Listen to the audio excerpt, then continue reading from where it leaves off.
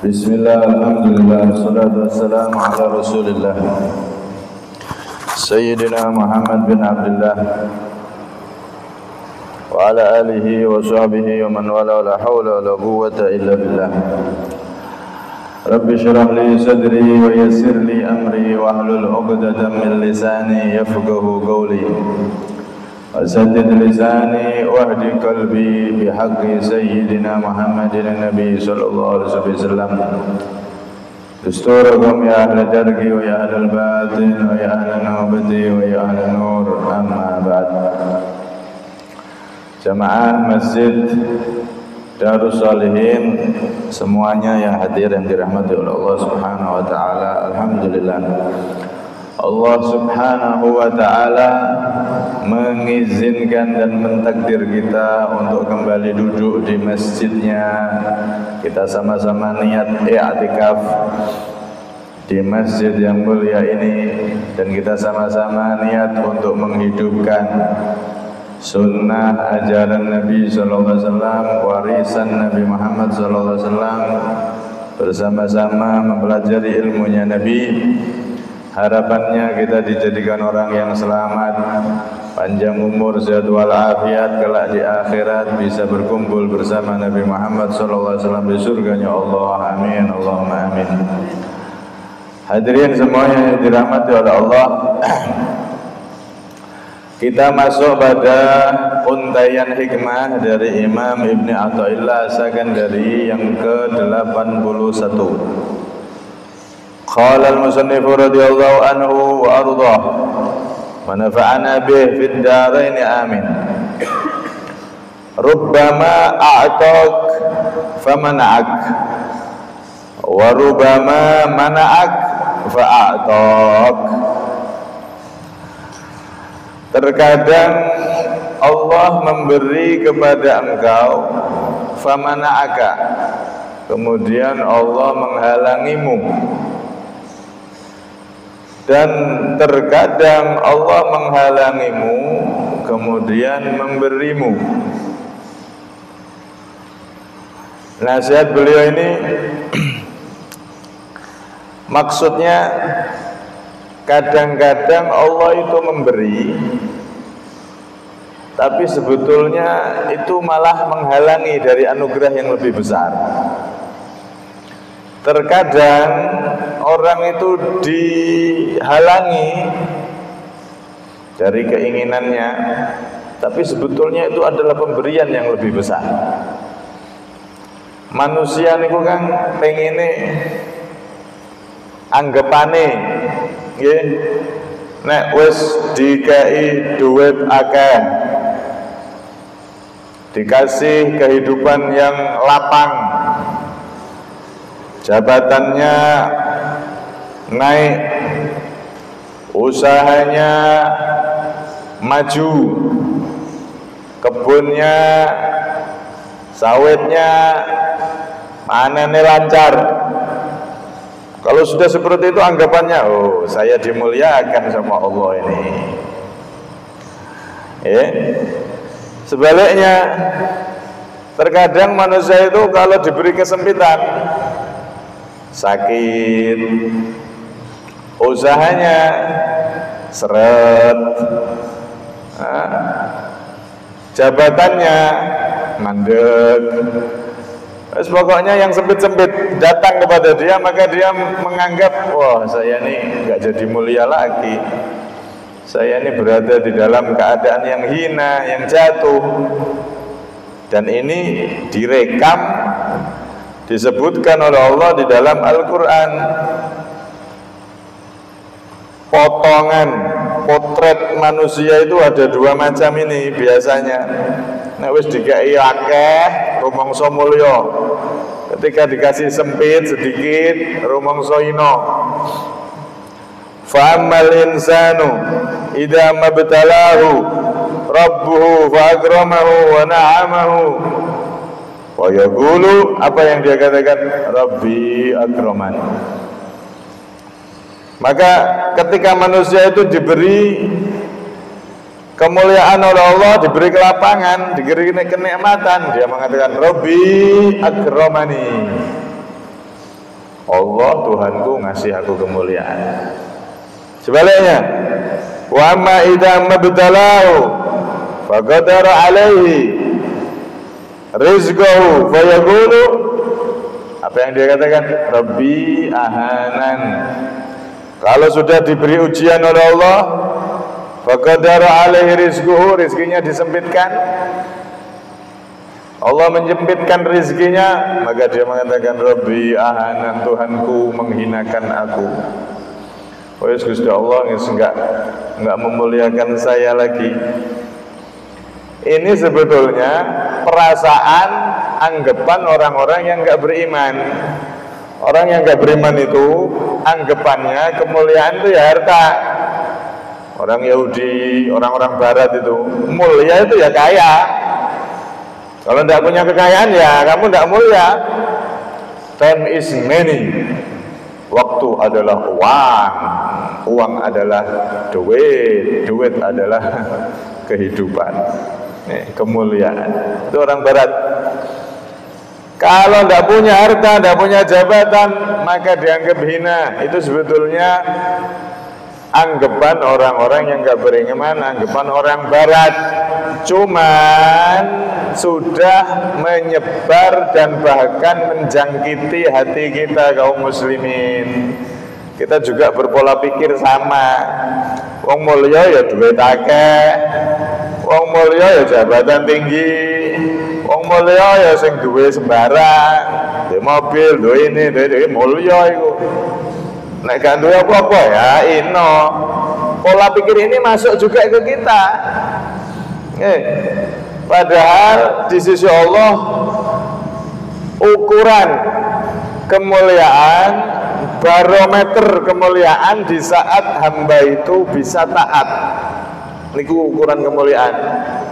Kaya dia bisa taat, berarti kekayaan yang mulia itu. Kaya tapi malah ketaatannya terhalangi dengan kekayaannya, berarti hina itu kekayaan. Tidak punya apa-apa, miskin, tapi ahli taat, mulia itu di sisi Allah. Nah, yang repot terus gak duwe apa-apa, gak taat, wah lah iki ya sajur niku. Rugi dunia, rugi akhirat.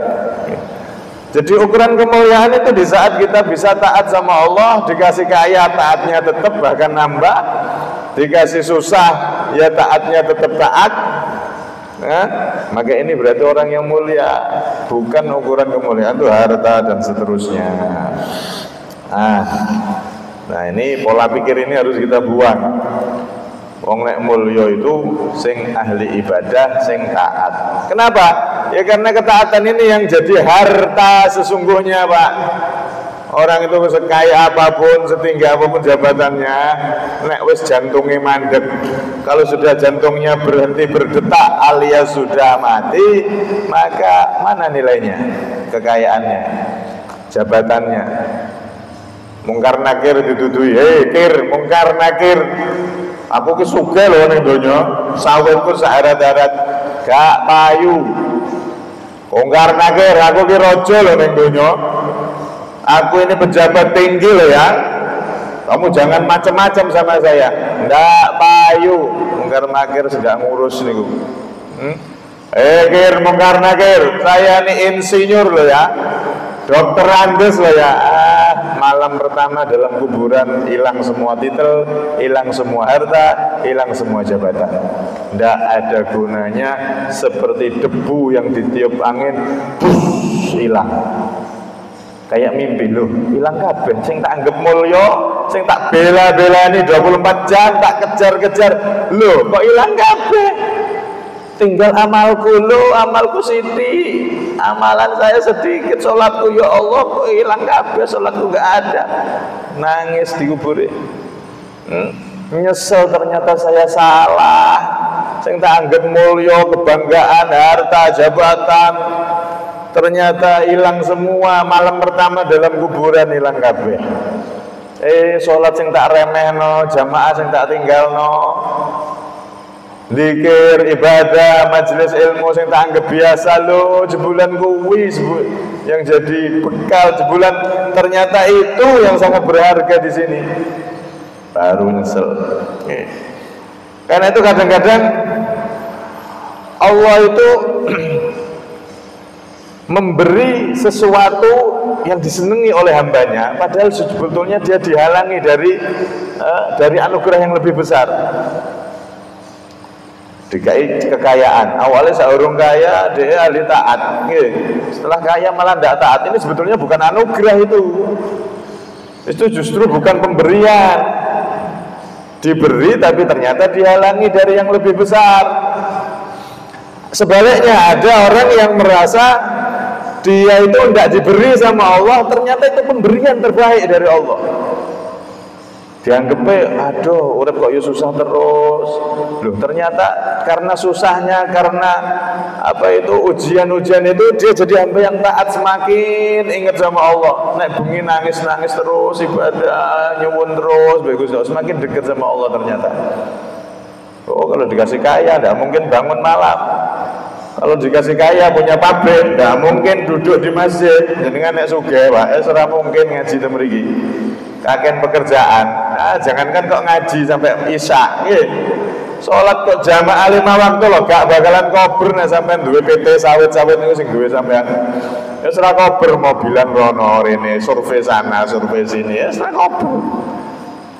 Menurut manusia, oh ini kekayaan ini pemberian dari Allah, justru ternyata dia terhalangi dari pemberian-pemberian yang besar untuk bekalnya di akhirat.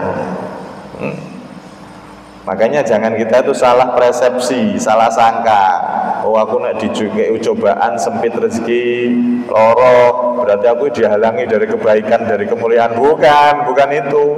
Oh, nak aku dikai kekayaan, dikasih keberhasilan, kesuksesan dalam usaha dan lain-lain, berarti saya mulia. Belum tentu. Nambah taat apa enggak? Semakin kaya, semakin tambah taatnya apa tidak? Apa justru berkurang? Tambah kaya loh. Sholatnya semakin hilang, jamaahnya semakin hilang, bacaan Qurannya semakin hilang, semakin tidak punya waktu untuk majelis ilmu, semakin tidak punya waktu untuk zikir. Lah, ini bukan pemberian itu. Hati-hati. Ada cerita dulu. Kana malikun, ada seorang raja. Lahu wazir mahbub indu. Malik ini, raja ini punya perdana menteri, penasehat yang sangat dekat, sangat dia cintai. Setiap ada urusan apa, raja ini minta nasihat ke dia. Mau mengambil keputusan ini, keputusan itu, minta nasihat sama si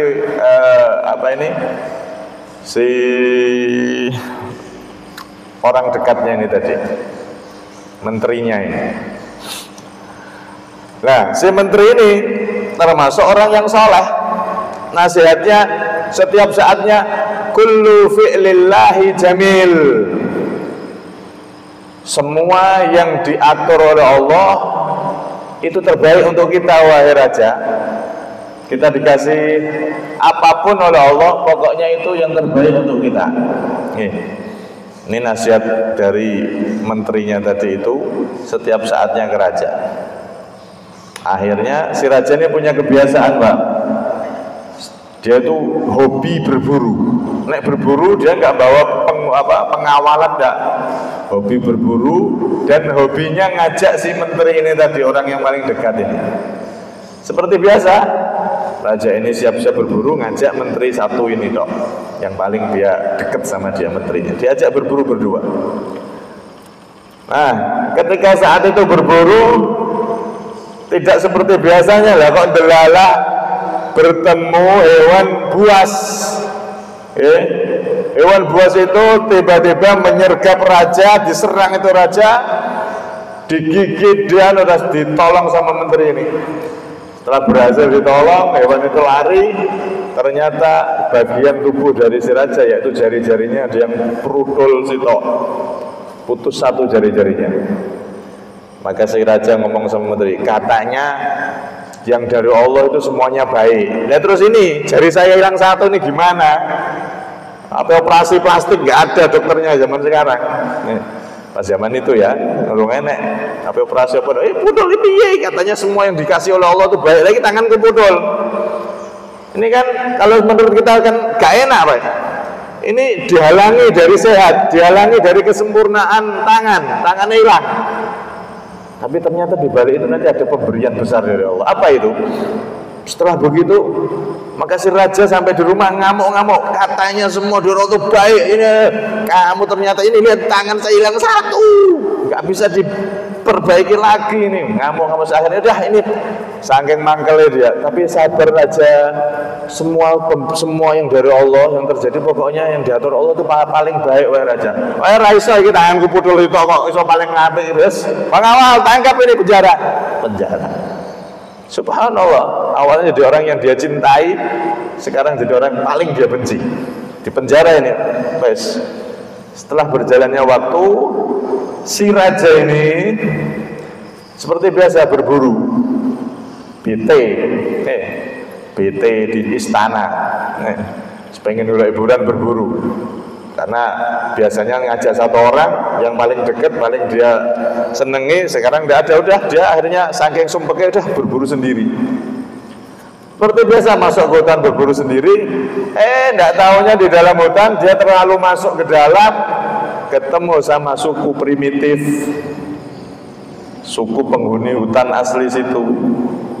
Nggak kenal raja kok nggak kenal, udah kena foto juga zaman itu, nggak ngurus raja, nggak ngurus apa-apa kok.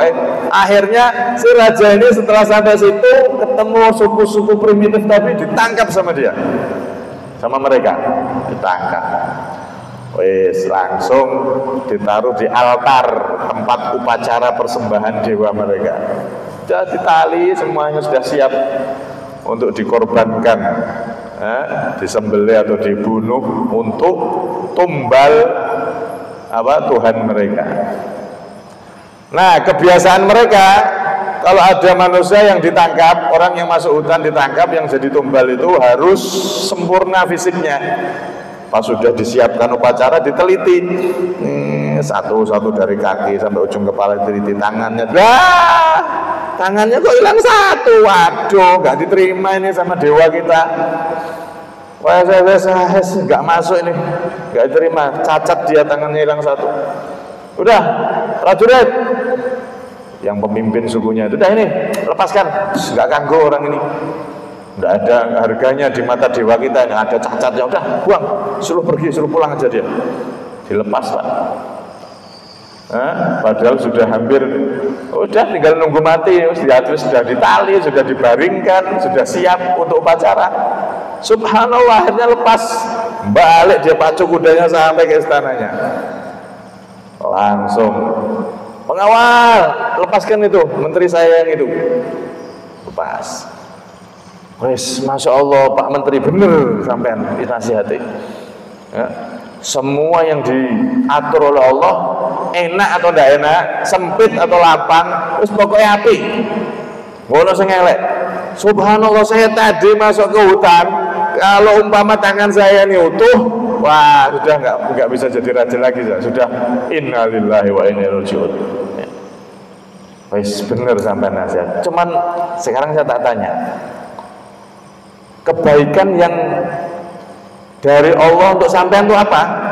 Kalau saya jelas, tangan saya awalnya tidak putus, kemudian saya bebas dari upacara pengorbanan tadi. Nah, ini hikmahnya di situ.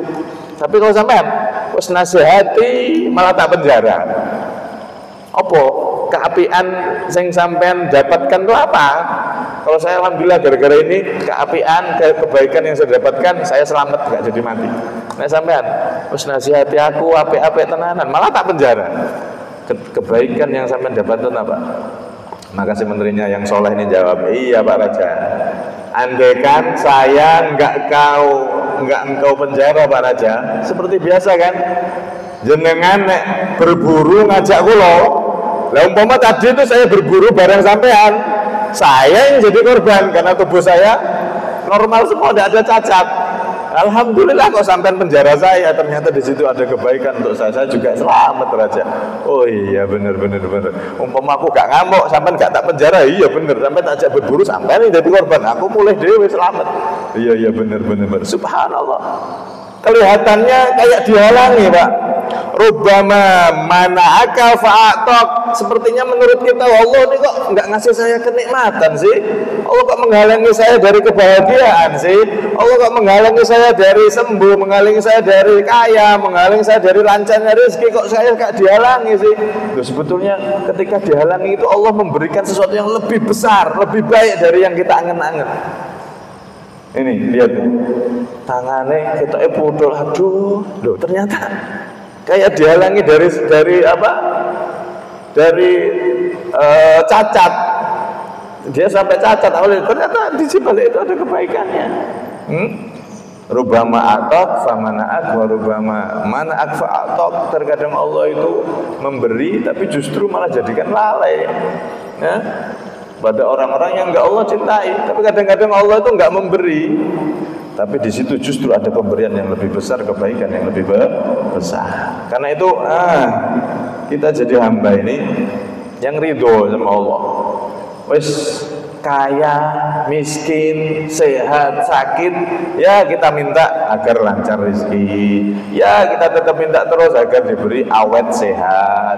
Tapi ketika Allah mentakdir kita untuk berada di fase-fase seperti itu, fase tidak punya, fase sakit, fase-fase yang nggak enak itu, maka jangan sampai kita itu berburuk sangka kepada Allah, tapi jadikan hati kita tuh ridho kepada semua yang diatur oleh Allah Subhanahu wa ta'ala. Suatu ketika Rasulullah SAW pernah kumpul dengan para sahabat. Ada sahabat Anas di situ dan beliau yang meriwayatkan hadis ini. Saat itu Rasulullah kumpul sama sahabatnya di masjid seperti kita seperti ini. Kumpul. Kemudian tiba-tiba Nabi belum ngomong, belum apa, ketawa, senyum. Tiba-tiba kayak ketawa gitu, senyum. Tuh, sahabat-sahabat yang lain yang tidak berani ya nahan. Rasulullah kok senyum-senyum sendiri, ketawa-ketawa sendiri, ada apa ini? Akhirnya ada satu sahabat yang memberanikan diri. Ya Rasulullah, lima tabhak ya Rasulullah. Kenapa engkau senyum-senyum, bahkan engkau sampai ketawa, kenapa wahai Rasulullah? Ada yang berani bertanya. Kadang-kadang santri juga harus ada yang seperti itu. Rodok kendel sidik. Ojo polos, ini pondok meneng tok. Ada yang harus yang berani seperti itu. Nanda ngerti. Coba ini kalau sahabat itu terlalu sopan semua, sopan, polos, tidak berani tanya. Ini Rasul ketawa-ketawa sendiri ngapain? Enggak ada yang wanita kok. Ya tidak akan tahu ini maksudnya apa. Rasulullah ketawa-ketawa sendiri. Belum ngomong apa-apa sudah ketawa sendiri. Ya, maka saat itu Rasulullah SAW menjawab, bertanya kepada mereka, atadruna mimma dhahiktu, kalian tahu tak kira-kira saya ini ketawa kenapa? Maka mereka jawab bareng, Allah wa rasuluhu a'lam. Allah dan panjenengan wahai Rasulullah yang lebih tahu. Kenapa kok jenengan ketawa itu kenapa? Kami nggak tahu ya Nabi. Maka kata Rasulullah apa? Ajibtu lil mu'mini innallaha azza wa jalla la yaqdi lahu qada'an illa kana khairan lah. Aku ini takjub, heran, seneng banget, saking senengnya keheran-heranan terhadap apa? Terhadap seorang yang beriman kepada Allah. Kenapa kau heran? La yaqdi lahu qada'an illa kana khairan lah. Kalau Allah memberi suatu keputusan, baik keluasan atau kesempitan, sehat atau sakit, enak atau tidak enak, kalau Allah memutuskan hambaku yang mukmin ini, yang beriman ini, tak kasih sempit, tak kasih luas, apapun keputusan Allah, ternyata semua itu kebaikan untuk si hamba tersebut, untuk orang yang beriman. Kebaikan dari Allah Subhanahu wa ta'ala. Makanya kita itu jangan sampai kena pola-pola pikir seperti orang-orang barat tadi itu. Oh nek dikek duit akeh lancar, Allah mulyakno aku, sayang mbek aku. Nek aku sempit, loro, ngene. Oh Allah ini benci sama saya begini. Jangan punya pola pikir seperti itu. ukurannya itu kita tambah ibadah apa enggak, ibadahnya tetap istiqomah apa enggak. Disitulah ukuran. Kalau kita diberi kekayaan ternyata malah ngalangi istiqomah kita, ngurangi bahkan, atau bahkan malah menghilangkan, wah, jangan-jangan akan jadi koron versi tahun 2024 nanti. Naudzubillah min dzalik. Koron itu dulu kan hafal kitab Taurat itu. Yang hafal kitab Taurat itu cuma Nabi Musa sama satu muridnya Korun. Di saat itu nggak ada yang bisa hafal kitab Taurat, Pak.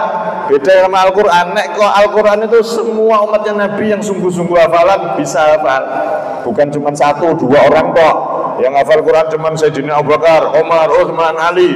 Itu kok yang hafal. Enggak, banyak sahabat yang hafal. Sampai sekarang banyak umatnya Nabi yang bisa hafal kitab Al-Quran itu. Tapi nak kitab selain Al-Quran, kitab Taurat itu sulit. Yang hafal nggak ada di zaman Nabi Musa kecuali Nabi Musa, Nabi Harun sama Korun. Korun itu termasuk yang hafal kitab. Subhanallah, gara-gara dikasih kekayaan, kita hilang, hafalan hilang, ibadah hilang, sampai jadi keluar dari agama yang dibawa oleh Nabi Musa, agama Islam. Agamanya sama, nabi-nabi dari Nabi Adam sampai Nabi Muhammad agama sama, agama Islam. Cuman syariatnya yang beda. Nah, agamanya sama, agama yang diperintah oleh Allah ya, agama Islam. Inna dina indallahil Islam. Jelas sesungguhnya agama di sisi Allah hanya Islam, sejak dari Nabi Adam hingga Nabi kita Muhammad SAW. Akhirnya sampai dia keluar dari agama Islam, keluar dari ajarannya Nabi Musa alaihissalam, jadi orang kafir. Naudzubillah min dzalik. Gara-gara apa? Lupa diri, gara-gara kekayaan yang sangat berlimpah. Kaya, benar-benar kaya raya, sampai tidak ada orang sekaya Korun itu loh, tidak ditemok zaman sekarang. Bagaimana tidak? 70 orang yang gempal kuat, ya, itu ngangkat kunci gudangnya Korun, tidak kuat. Kunci gudang, saking banyaknya gudang, kuncinya itu dijadikan satu wadah, diangkat 70 orang, tidak kuat. Berapa jumlah gudangnya? Kunci netok itu loh, dikumpulkan sampai diangkat 70, nggak kuat. Dan gudangnya Korun itu di dalamnya isinya emas perak, full emas perak. Bayang, ono wong sakniki sing paling kaya sedunia cuman pirang juta dolar aja hartanya. Nah sama Korun, guyu be Korun, tak gitu kunciku kurang. Apalagi kok isi gudangnya Korun. Makanya akhirnya Korun jadi orang yang lupa, bahkan dia keluar kafir kepada Allah. Kemudian dia pun dibinasakan oleh Allah, ditenggelamkan oleh Allah beserta seluruh hartanya, emas-emasnya semuanya ditenggelamkan ke bumi, ditelan oleh bumi. Sampai-sampai sekarang kalau ada orang nemu emas, harta karun, hartane Korun. Ya itu, kenapa? Karena memang orang terkaya sepanjang zaman itu Korun itu sudah. Orang-orang yang memiliki emas paling banyak. Nggak ada sehebat Korun, sekaya Korun orang sekarang. Itu sampai dijuluki harta karun. Kalau ada emas temuan yang berharga sebutannya harta karun. Bukan harta Adam, Nabi Adam bukan, atau harta Sulaiman bukan, Nabi Sulaiman, tapi harta Korun, harta karun. Masya Allah, saking kayanya karun itu. Karena itu, jangan kita terpengaruh dengan pola pikir orang-orang Barat, yang mana kemuliaan bagi mereka adalah kekayaan jabatan. Tapi kemuliaan bagi kita umat yang beriman kepada Allah, beriman kepada Rasulullah, dan di saat kita dipilih oleh Allah untuk tetap istiqomah taat, dikasih kekayaan tidak menghalangi dari ketaatan, dikasih kesibukan tidak menghalangi kita untuk sholat berjamaah di masjid, untuk seperti ini, duduk bersama seperti ini. Ini adalah anugerah besar. Berapa banyak hadis Nabi disampaikan, majlisu ilmin khairun min ibadati mi'ati sanatin. Majlis ilmu satu kali seperti ini kita duduk itu lebih utama daripada kita di rumah beribadah, sholat, zikir, madhep kiblat sampai 100 tahun tanpa henti. Itu masih kalah pahalanya dibanding kita hadir di majlis ilmunya Nabi SAW. Jangan diremehkan majlis seperti ini. Hadir majelis yang rutin seperti ini anugerah besar, pahala yang sangat besar kita dapatkan dengan usaha yang sangat kecil. Cuma linggah tok. Ya untuk ngombe, kadang-kadang anak kopi nih. Itu pahalanya ngalahno sing ibadah ning dhuwur gunung 100 tahun. Subhanallah. Ini rahmat terbesar dari Allah untuk umatnya Nabi Muhammad SAW. Umurnya pendek-pendek tapi dikasih pahala besar-besar. Umurnya pendek-pendek dikasih pahala bisa mengalahkan pahalanya orang-orang yang dahulu nanti. Kenapa? Karena ilmu agama ini, Pak. Ilmu agama ini bisa hidup ya melalui majelis semacam ini. Kalau ilmu agama ini semakin hidup, maka masjid akan semakin makmur. Semakin banyak orang yang sadar, semakin banyak orang yang akhirnya senang ibadah, faham dunia ini sementara, akhirat yang selama-lamanya. Itu kan dari ilmu. Orang bisa bangkit untuk ibadah, masjidnya dan seterusnya diisi. Itu semuanya karena ilmu. Nah, tapi kalau orang ibadah di dalam rumah, walaupun 100 tahun, walaupun 1000 tahun, dia ibadah sendiri. Dia ketika sudah mati, selesai, kebaikannya berhenti. Kebaikannya berhenti. Anaknya mungkin tidak ngikuti. Apa bapak kok tiap bengi ning jero kamar sholat, gak madeg-madeg sampai 100 tahun misalnya. Dia kalau mati berhenti, kebaikan ibadahnya itu berhenti. Anaknya bisa jadi nggak ngikuti sudah. Terus beda, apalagi sampai beda aliran, repot. Tapi kalau majelis ilmu yang semacam ini kita makmurkan, kita ramaikan, kita siarkan, kebaikannya akan berlanjut terus. Kebaikannya akan menular karena itu pahalanya sangat besar. Dan ini langsung yang menjadi saksinya adalah Rasulullah SAW. Hadir majelis 1 kali seperti ini, niat menghidupkan ilmunya Nabi, bareng-bareng ngaji, maka mendapatkan pahala lebih baik daripada ibadah 100 tahun. Bayangkan, Masya Allah. Karena itu alhamdulillah kita bisa setiap malam Kamis di masjid ini. Kalau malam Selasa monggo kula undang sing gadah waktu yang sempat, atau ya di sempat-sempat di waktu-waktu malam Selasa di pondok saya ngopi juga, ngaji sareng-sareng. Kula undang semuanya yang hadir ataupun yang mendengar ini, monggo malam Selasa hadir di pondok pengajian seperti ini, kajian rutin. Tidak ada tujuan lain kecuali satu, untuk menghidupkan ajarannya Nabi, dan 2, kita dapat pahala dengan amal ringan, dapat pahala yang sangat besar. 1 kali hadir kok ibadah 100 tahun. Bayang eman kalau dilewati. Sok wes ya nek umure jek dawa. Sok neh bulan depan, tahun depan saja. Iya, kalau kita masih hidup. Bisa jadi jenengan riyen gitu. Utawa kula keri gitu. Maksudnya umur itu tidak ada yang tahu.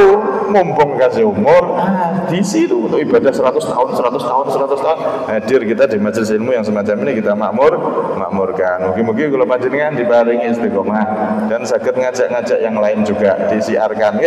Eman 100 tahun ibadah loh. Tidak bakalan kita bisa dapat itu kalau kita ibadah sendiri. Tidak mungkin. Umur kita cuma 60, 70, 80, 100 tahun. Umpama umurnya 100 tahun kepotong dolanane, kepotong maksiate, kepotong turune, gak iso. Ibadah 100 tahun angel. Tapi dengan hadir seperti ini kita dapat pahala seperti itu dan lebih daripada 100 tahun ibadah. Semoga majelis ini diterima oleh Allah dan bisa membahagiakan Rasulullah, sehingga kita jadi orang yang dibahagiakan oleh Allah dunia sampai akhirat, kelak dikumpulkan bersama Nabi Muhammad SAW. Itu tujuan kita majelis yang semacam ini, kelak kita bisa mendapatkan senyuman indah dari wajah Nabi, kita didekatkan oleh Allah di tempatnya Nabi, di surganya Allah Subhanahu wa Ta'ala. Karena kita duduk untuk menghidupkan warisan Nabi, kita harapannya kelak di akhirat bisa duduk di dekatnya Nabi SAW. Itu tujuan utama kita hadir di majelis-majelis yang semacam ini. Amin Allah.